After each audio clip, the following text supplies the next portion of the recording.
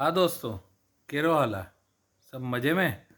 अॼु मां तव्हांखे हिकु मस्तु जोक थो ॿुधाइणु चाहियां, सिंधीअ जो जोक। सिंधी माण्हू कीअं थींदा आहिनि।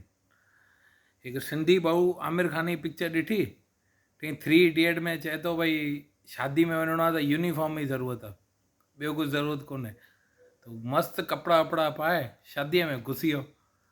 शादीअ में घुसी वियो, हाणे सभिनी खे हेॾां होॾां ॾिठईं, रोटी वोटी खाधईं, धीरे सां निकिरण वारो, उते ई मिली वियसि माण्हू घेरे वरितईंसि। हिते छोकिरा वारा, हुते छोकिरियूं वारा, ॿई वॾा चवनि भई तव्हां कंहिंजी तरफ़ां आहियो। हाणे मुंहिंजी वियो सिंधी बि, चए हिते छोकिरा वारा बीठा आहिनि, छोकिरी वारा बीठा आहिनि, मां चवां त छा चवां। त चईं मूंखे पुलिस वारे मोकिलियो आहे, मां हिते चेक करणु आयो आहियां की घणा माण्हू तव्हांजी शादीअ में आया आहिनि। त मां गिनती पियो कयां एक्चुअली शादीअ में त कोरोना में तव्हांखे 50 माण्हुनि खां मथे घुराइणा कोन आहिनि, तव्हां त लश्कर घुराए रखियो आहे।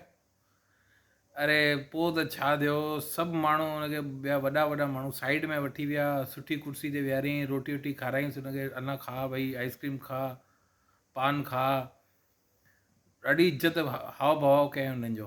पोइ विहारे करे मस्तु हुनखे हिकु लिफ़ाफ़ो 11,000 जो लिफ़ाफ़ो ॾेई, चई भाऊ संभाले छॾिजो, असांजी धीअ जी शादी आहे, न्याणी जी शादी आहे, आशीर्वाद ॾेई वञिजो। उहो बि कुझु कोन्ह चयो, न्याणी खे आशीर्वाद ॾेई 11,000 जो लिफ़ाफ़ो खीसे में विझी हली वियो पंहिंजे रस्ते। चई हाणे सुभाणे ॿियो को प्रोग्राम ॾिसूं था। त इहो अथव सिंधीअ जो दिमाग़ु। हरिओम, जय झूलेलाल।